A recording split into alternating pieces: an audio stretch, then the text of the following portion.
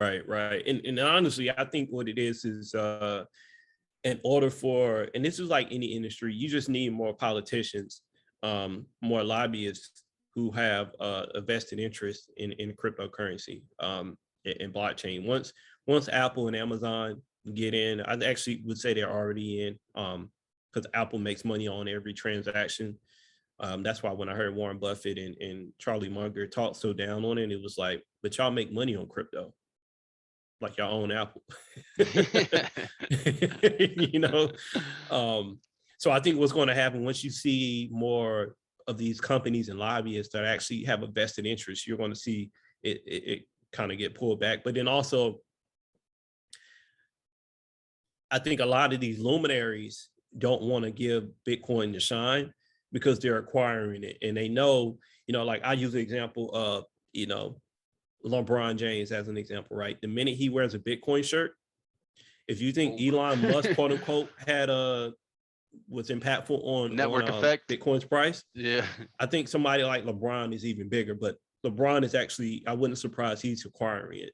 He's acquiring Bitcoin. So a lot of them don't want to come out and profess their acceptance for Bitcoin because they're acquiring it, and they know that if they tell everyone, like if Warren Buffett actually comes out and like says, I love Bitcoin, like it would be, I have Bitcoin getting to $1 million at least by 2032. I mean, if Warren Buffett says that, it would push that timeline up at least 5 years, if not sooner, because you have all the whales who will follow him. Because there's investors that just follow Warren Buffett, so in a lot of these different luminaries. But I 100% agree with you there. Yeah. And for the future of Bitcoin, I think is definitely bright. I think just if you purely just look at the inflationary pressure of fiat currencies and all of this printing that we're doing, it actually has to go up in value just from looking at an inflationary standpoint. I think the U.S. inflation for like the past 50 years traditionally has been like 2% year over year. And within this past summer, even now, the consumer price indexes went up like 4%, right? So I think that, once our dollar becomes more worthless, I mean, it is becoming more worthless, that in itself inherently is going to boost the value of Bitcoin, because Bitcoin there's no type of inflation within it. There's no inflation mechanism because it has a limited supply, right? So I think that I think in the future, you see it with wealthy people, right, where they don't live off their money, they actually live off credit. And I think in the future, what you're going to actually have is people living off the credit of their satoshis, the average person, where they don't have to spend it. They have it staked or whatever, or they have it in some type of high yield account, and they're letting someone borrow again. They're letting essentially a bank use their crypto to do whatever there is, whatever they have to do, and then that person just living off the credit of it, right? And then paying it down, So I definitely see a bright future for it.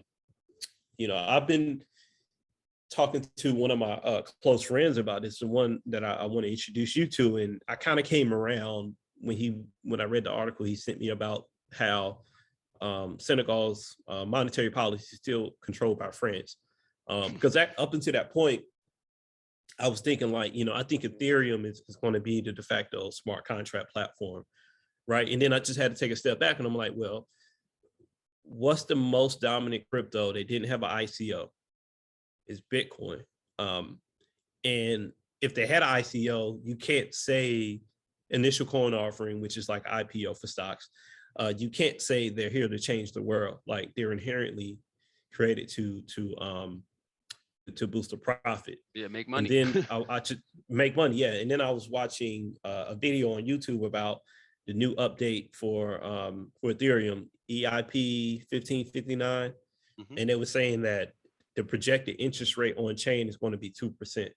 So if that's the case, then what's the difference between Ethereum and the fiat in the US dollar?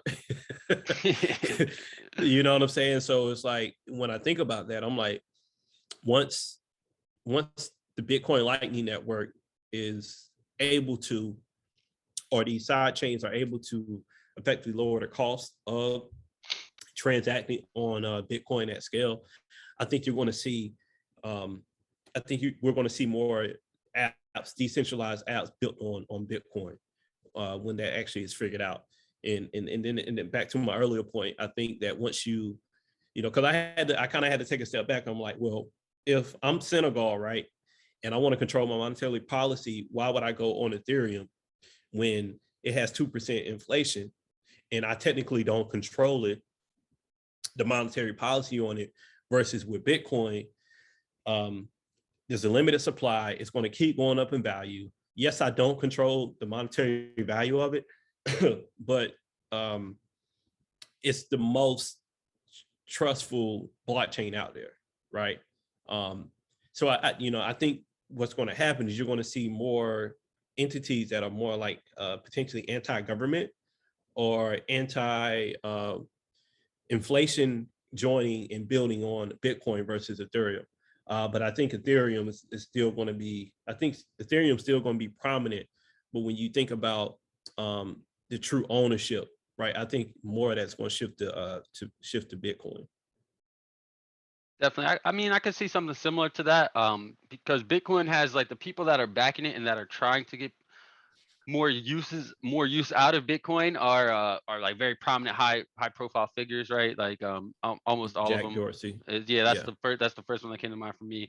So like I could see that happening, but at the same time, like currently right now, almost all transactions, like the numbers of transactions that happen on Ethereum like straight up dwarf any other person.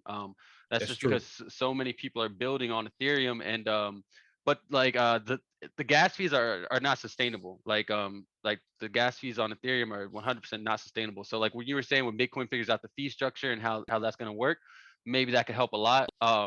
You know, this how so using like layer twos like Polygon, Polygon for Ethereum, that's like a huge help. But I don't know when people like me and you are going to be able to use those things like seamlessly, right? Like where it's not a big deal. Right now, like I personally know how to bridge my Ethereum and wrap it onto the Poly network, and then do whatever I have to do, and then wrap it back off of it. But for the normal person, that's like that's not a I wouldn't that's even not do that. yeah, it's not the easiest task. So we need a blockchain that makes it just consumer friendly, like the easiest, the freest way to be consumer friendly, for it to really start taking off. But I don't know.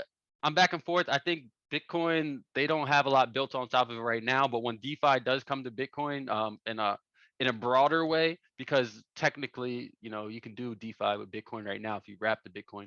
But when it comes like in a broader sense, when it's just like, hey, you click this button, you click this button, that's it. Like then I can really see it taking off. So that's the challenge that I see them facing right now.